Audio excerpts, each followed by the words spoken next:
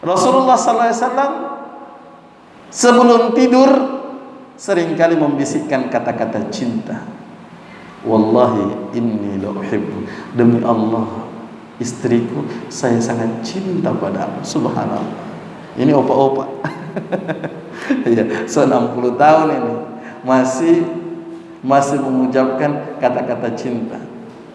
So punya cucu ada Hasan Hussein di sana, masih mengucapkan wallahi demi Allah I love you. Masih mengucapkan kata-kata cinta. Jangan sampai orang masih muda so hilang itu kata-kata cinta itu. Masih umur 20-an, 30-an, so lewat sayang. so lama Tuhan nikah, so banyak anak dia masih sayang-sayang. Sudah juga, pokoknya jalani saja ini hidup. Pokoknya kita pergi bekerja, pulang anak layani Pak kita sudah selesai. Tidak boleh begitu. Tetap harus ada kata-kata sayang, ada kata-kata cinta. Sampai ada istri bilang, perasaan dulu waktu awal-awal orang sebelum kawin, anak masih PDKT Pak kita, seringkali kan beliakan coklat, buakan malabar, oleh-oleh ke rumah, siapa soalnya anda. Kalau suami bilang, dek, adek lihat itu ikan, sebelum ditangkap dikasih apa? Dikasih umpan, kasih cacing. Tapi kalau sudah ditangkap masih kasih makan sunyanda. Jadi diibaratkan istrinya seperti ikan yang dikain, ikan yang dipancing. Yang boleh seperti itu. Jadi tetap ucapkan kata cinta. Kenapa? Panutan kita, tauladan kita Nabi SAW mengucapkan itu. Dia mengucapkan kata-kata cinta kepada istrinya. Jangan sampai kita hanya menuntut hak kewajiban kita. Istri kita wajib untuk kita sayangi, wajib untuk kita ayomi, wajib untuk kita bahagiakan, wajib untuk kita tenangkan hatinya, ya, wajib untuk kita bahagiakan di rumah karena dia tinggalnya di rumah. Maka ucapkan kata-kata wallahi inni lu'hibbu, demi Allah saya cinta padamu, saya sangat sayang. Kenapa? Istri kita semakin lama berumah tangga selalu merasa so beda Kang.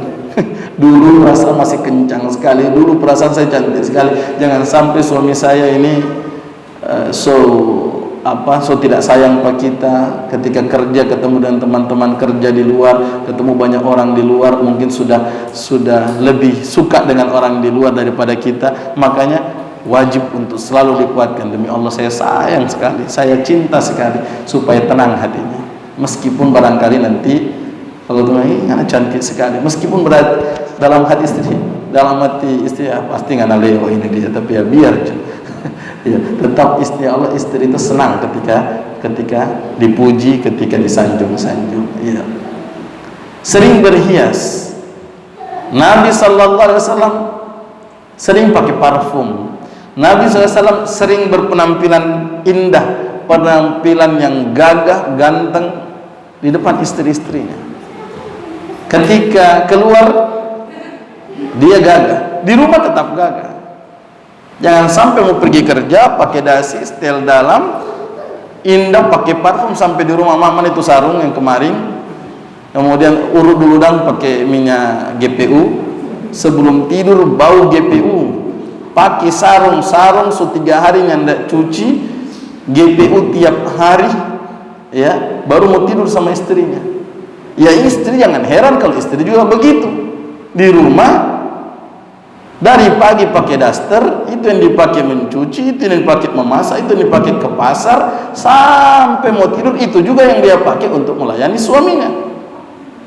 Baru suami bilang, "Iki apa kan dandan yang berhias-hias for kita? Saya datang capek-capek karena begini." Ya bapak juga begitu. Bapak juga pakaiannya sudah seperti itu, penampilannya seperti itu, baunya juga seperti itu. Harusnya ketika pulang mandi dulu, pakai baju yang bagus untuk tidur. Kenapa? Istri kita juga mau lihat orang ganteng-ganteng. Jangan sampai orang lain yang nikmati kegantengan suaminya, maka istri pun akan melakukan yang demikian. Ketika pergi pesta, luar biasa.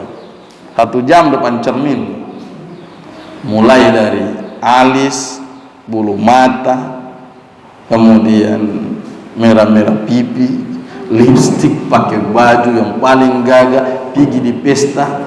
Pas pulang belum sempat suaminya nikmati, baru orang-orang di pesta yang lihat semua, cantik sekali istrinya bapak ini.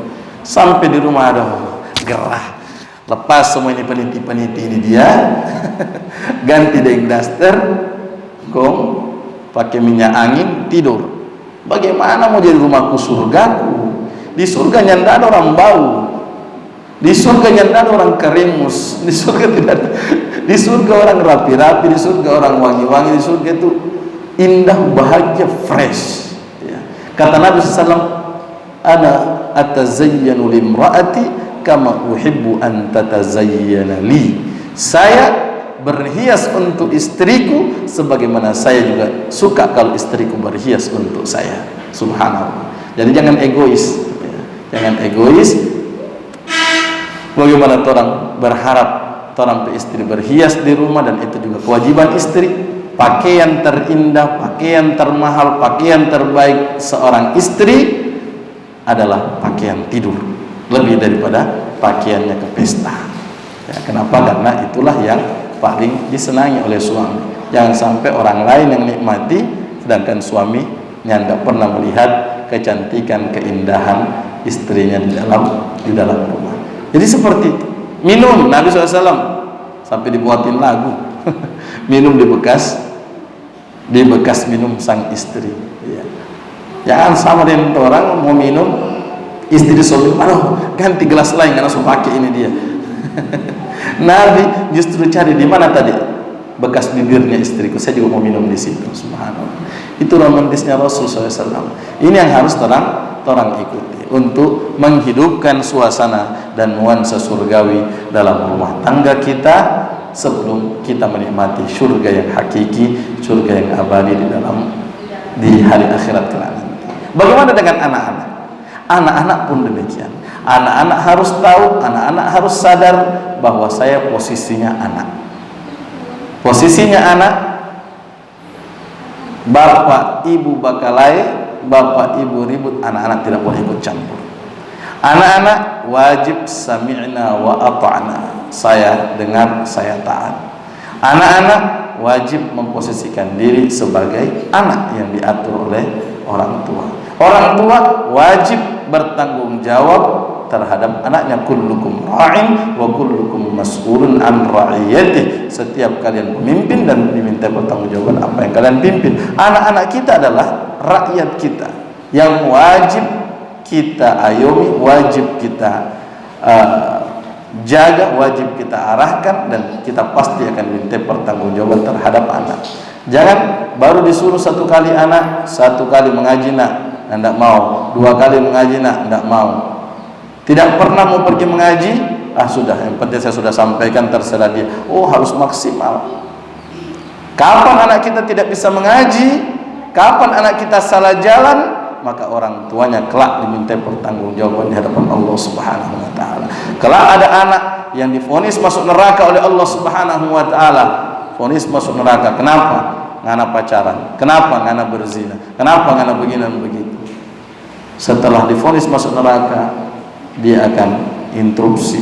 Mohon maaf ya Allah, saya begini karena bapak dan ibuku tidak pernah menasihati. Saya begini, saya pacaran, ibuku yang bilang, ngana nyanda pacaran, nyanda lakus to ngana, kayak nyanda ada yang suka panganan, nanti kita cari akang. Hanya orang tua yang kadang carikan pasangan untuk anaknya. Ketika pacarnya datang, ibu buru-buru lari masuk ke dalam, tidak mau mengganggu ketenangan anaknya. Subhanallah. Kalau mau dipanggil keluar, silakan keluar. Jam 10 belum pulang, biasa itu anak muda. Orang lain pernah muda. Justru kalau pulang jam 9 malam minggu tidak keluar, siapa yang tidak keluar? Yang ada yang suka panganan seperti itu. Jam 12 tidak pulang, biasa malam minggu kuat. Tidak usah dicari itu anak-anak. Orang lain so tahu. DP ayam jam maghrib belum pulang, dia cari keliling kampung. Lebih sayang daripada DP ayam daripada DP anak. Kucingnya hilang 1 hari, dicari kemana-mana, tapi anaknya tidak pulang sampai subuh, itu biasa. Ini nanti di hari akhirat kelak nanti anak ini akan protes kepada Allah, ya Allah saya begini karena orang tuaku. Orang tua tidak pernah menasihati, orang tua tidak pernah menegur, orang tua tidak pernah marah, orang tua memfasilitasi ya Allah. Maka kata Allah Subhanahu wa taala, masuklah engkau ibu bapaknya bersama anakmu ke dalam neraka. Karena tidak bisa mempertanggungjawabkan amanah yang diamanahkan oleh Allah Subhanahu wa taala. Jadi anak-anak kita harus kita arahkan. Coba kita belajar dari orang tuanya Yusuf alaihissalam, Yakub. Diabadikan di dalam Al-Quran, am kuntum syuhada idh hadara Yaqub al-maut ma ta'buduna min ba'di. Tidakkah kalian melihat kisahnya Yakub ketika menjelang sakaratul maut? Dia kumpulkan anak-anaknya Yusuf dengan semua saudara-saudaranya, lantas bertanya, ma ta'buduna min ba'di. Anak-anakku, apa yang kalian sembah sepeninggal? Dia tidak bertanya apa yang kau makan, di mana kamu tinggal, harta ini untuk si ini, harta itu untuk si ini. Tidak langsung membagi-bagi harta. Pertanyaan yang paling pertama dia tanyakan adalah, apa yang kau sembah sepeninggal? Masihkah engkau menyembah Allah Subhanahu wa taala? Jangan sampai kita belum sukses mendidik akidah anak kita, orang meninggal anak kita murtad, orang meninggal pergaulan anak kita tidak terkontrol. Ini tetap pertanyaan yang akan dipertanggungjawabkan orang tua. Ini baru-baru kejadian demi kejadian di Manado dan sekitarnya. Betapa banyak orang muslim yang mengaku muslim, terlahir muslim, akan tetapi akhir hayatnya dimakamkan secara non muslim. Ya. Yang kemarin sempat viral ya. Sempat viral. Namanya nama islami sekali. Nama seorang sahabat dan anaknya. Ya. Di dalam di KTP-nya tetap nama muslim, tetapi dikuburkan pakai jas. Sampai seperti itu. Kejadian-kejadian seperti ini terkadang orang pandang enteng. Ma ta'buduna min ba'di, kata Yakub, apa yang kalian sembah sepeninggalku? Apa kata anaknya? Qalu na'budu ilaha. Bapak, kami menyembah Tuhan. Dia tidak mengatakan na'budullah, kami menyembah Allah, tapi kami menyembah Tuhanmu. Maksudnya apa? Bapak so sukses mendidik kami untuk menyembah Allah, jadi saya ikut sama Bapak. Na'budu ilaha, kami menyembah Tuhanmu ya Allah. Ya, wahai Bapak. Wa ilaha abaika Ibrahim wa Ismail wa Ishaq, dan Tuhannya kakek-kakekku Ibrahim, Ismail dan Ishaq. Kenapa? Karena Ibrahim mengajarkan kita menyembah Allah, Ishak mengajarkan kita menyembah Allah, Ismail mengarahkan kita menyembah Allah. Begitu pula Yakub, sang bapak mengarahkan anaknya menyembah Allah. Na'budu ilahaka wa ilaha abaika Ibrahim, Ismail wa Ishak. Ilahan wahida, Tuhan yang satu. Tuhan itu satu. Betul, ada orang menyembah Allah tapi menyembah juga selain Allah. Ada orang meyakini keesaan Allah, tetapi masih ada jimat yang dia pegang, masih pakai batu akik. Yang batu akik bukan sekedar perhiasan, tapi memang batu akik. Hati-hati, ada PIC ini dia. Hati-hati, ini kalau kita lepas langsung ujang ini dia. Ada keris yang keramat yang dimandikan tiap malam Jumat Kliwon pokoknya. Hati-hati, berarti dia menyembah Allah, menyembah selain Allah, mengharapkan rahmat Allah, mengharapkan juga pertolongan dari selain Allah. Hati-hati, ini terjerumus pada kesyirikan. Maka anak-anaknya Yakub mengatakan ilahan wahida, Tuhan yang satu. Wa nahnu lahu muslimun, dan kami kepada Allah berserah diri, pasrah, patuh sepenuhnya kepada Allah. Sami'na wa ata'na, kami dengar, kami taat kepada perintah Allah SWT. Ini baru sukses. Anak-anak diarahkan, barulah Yakub tenang. Kalau begitu aman, kita meninggal dunia saya bisa bertanggung jawab kepada Allah Subhanahu wa taala bahwa saya sudah mengarahkan anakku dengan sebaik-baiknya. Arahkan anak-anak kita, Bapak Ibu. Salat, Nabi bersabda, "Muru auladakum bis salat wa hum abna'u sab'in." Perintahkan anakmu salat ketika usianya 7 tahun. 7 tahun sudah diperintahkan salat. Apakah 7 tahun sudah balik? Ada anak perempuan yang 7 tahun sudah haid? Atau 7 tahun sudah mimpi basah? Tidak ada. Masih kecil suruh salat. Wadribuhum biha wa hum abna'u 10 sinin. Pukul anakmu kalau 10 tahun belum mau salat. Belum balik. 10 tahun masih jarang wanita haid. 10 tahun masih jarang anak-anak yang mimpi basah. Mungkin 1-2 orang kalau terlalu cepat hormonnya. Tetapi sudah boleh dipukul. Yang penting bukan bagi pencuri atau bagi ini sama dengan begal motor mau baginya. Pukulan pendidikan. Hindari wajah. Pukulan kasih sayang. Sampaikan, saya pukul kamu nak karena saya takut kau dimurkai Allah Subhanahu wa taala. Dipukul. Usia 10 tahun belum dihisap. Kenapa? Jangan sampai dia balik dia tidak mau sholat. Jangan sampai seorang wanita haid pertama kali, bersih haid dari haid yang pertamanya, dia meninggalkan sholat maghrib umpamanya, maka maghrib itu sudah dosa besar yang dia tinggalkan. Dia tidak sholat isya setelah bersih dari haidnya, setelah mandi bersih, kemudian dia tidak sholat isya, maka dia dosa, orang tuanya dosa. Anak kita laki-laki mimpi basah malam-malam bangun subuh, kemudian kita arahkan mandi, lantas dia tidak sholat subuh, orang tuanya dosa besar. Kenapa? Tidak diarahkan dari kecil. Usia 7 tahun sudah harus diperintahkan sholat. Diingatkan sholat, nak sholat. Usia 8 tahun belum mau sholat, terus diingatkan, nak sholat. 3 tahun diperintah, umur 7 tahun, 8, 9, 10 tahun belum mau sholat, pukul dengan pukulan pendidikan. Jangan nanti pulang ke sini, bapak pulang, tapi anak 14 tahun, kau belum mau sholat, pulang kau langsung bagi. Oh, kita upayakan ada di antara anak-anak kita yang hafal Al-Quran 30 juz. Cita-cita. Tentu orang semua mau. Yaitu ada anak saya nanti yang hafal Quran, nanti di hari kiamat dialah yang cari orang tuanya, mana tapi abi, mana tapi umi, cari, kemudian dia pakaikan jubah kemuliaan, mahkota kebanggaan orang tua yang punya anak-anak hafiz Al-Quran. Kita cita-citakan anak-anak kita menjadi penghafal Al-Quran yang kita banggakan di hari akhirat kelak. Nanti anak-anak yang betul-betul berguna dunia akhirat, dia menggandeng tangannya, Pak sini Pak, ini Bapak pe istana, ini Bapak pe surga. Dia yang gandeng anak orang tuanya masuk surga. Kenapa? Anaknya terdidik menjadi anak penghafal Al-Quran.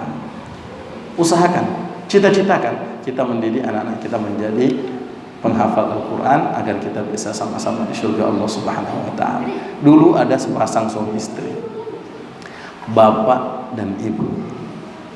Ketika dia tahu istrinya hamil, dia sayang sekali pada ibu itu. Dia sampaikan sama istrinya, "Mak, kalau torang pe anak lahir, torang didiknya jadi penghafal Al-Quran." "Iya Pak, janji. Pokoknya anak kita ini, yang ini harus hafal Quran. Ini yang akan kita banggakan dunia dan akhirat." "Iya Pak, kalau begitu Bapak mau mengaji." Tapi Bapak mengaji, perdengarkan Al-Quran, masih di kandungan dia mengaji di samping istri dan anaknya di kandungan. Akhirnya lahir. Oh, senang sekali. Pokoknya mak orang didik anak kita tetap mengaji, di sampingnya perdengarkan, berikan tauladan, berikan contoh dan seterusnya. Tapi qadarullah, usia 2 tahun sang bapak meninggal dunia. Istri sempat shock. Ya Allah, saya akan menjadi single parents, orang tua tunggal buat anak saya. Bagaimana caranya? Tetapi tidak, cita-cita saya, anak saya ini akan menjadi investasi amal jariah raksasa buat kedua orang tuanya. Maka dia didik anaknya tetap mengaji, mengaji.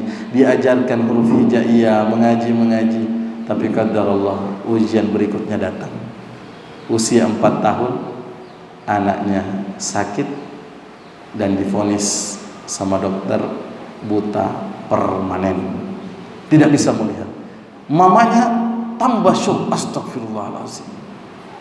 Bagaimana caranya anak saya bisa hafid Quran? Bagaimana caranya saya jadikan dia investasi akhirat saya? Sempat syok, tapi tidak.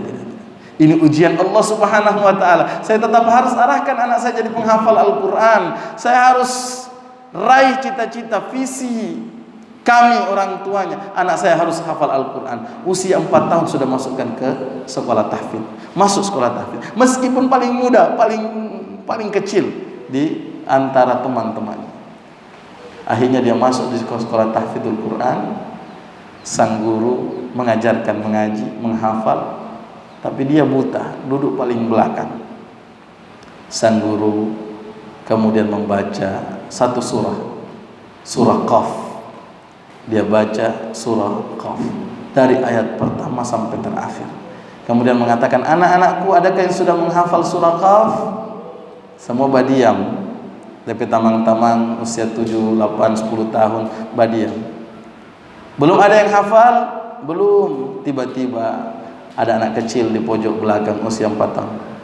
Anak-anak ya Ustaz, saya Ustaz, saya sudah hafal Ustaz. Betul, anak paling kecil ini. Belum masuk TK. So hafal surah Qaf. Sudah, sini nak. Kapan kamu hafal? Tadi. Kapan? Ustaz baca, saya dengar, saya hafal. Secepat itu? Iya, secepat itu. Satu kali Ustaz baca, saya langsung hafal. Coba nak, baca surah Qaf. Akhirnya dia baca dengan suara yang sangat merdu, suara yang sangat indah, tajwidnya sempurna. Subhanallah. Kemudian sang guru mengatakan, nak, hafalanmu luar biasa. Jangan cukup dengan Al-Quran ya, hafalkan juga hadis. Karena Al-Quran ada jaminan dari Allah, walaqad yassarna al-Qur'ana lidzikri fahal min muddakir. Kami mudahkan Al-Quran untuk dihafal. Akan banyak penghafal Al-Quran, tapi penghafal hadis kurang. Kamu harus jadi ahli hadis ya, karena hafalanmu pintar, lancar, kamu jenius nak, mudah menghafal. Iya Ustaz. Dia pulang ke rumahnya, diantar oleh pembantu rumah tangga yang menemaninya. Dia pulang ke rumah, wah senang sekali, loncat-loncat sambil tidak bisa melihat. Ya Umma, mama. Pak guru tadi, Ustaz tadi puji-puji saya, pintar sekali katanya. Saya hafal Quran, Mak. Kata Ustaz saya jenius. Kata Ustaz saya pintar, Mak. Kata Ustaz saya harus hafal hadis. Tiba-tiba mamanya bilang, jangan dulu nak, Al-Quran aja. Orang tahu diri. Bagaimana mau hafal hadis? Mama bukan menghafal hadis. Mama hanya bisa hafalkan Al-Quran, kasih dengar pangana Al-Quran, kemudian ngana hafalkan. Nyanda, mak kita harus hafal hadis. Ustaz bilang harus hafal hadis, kata.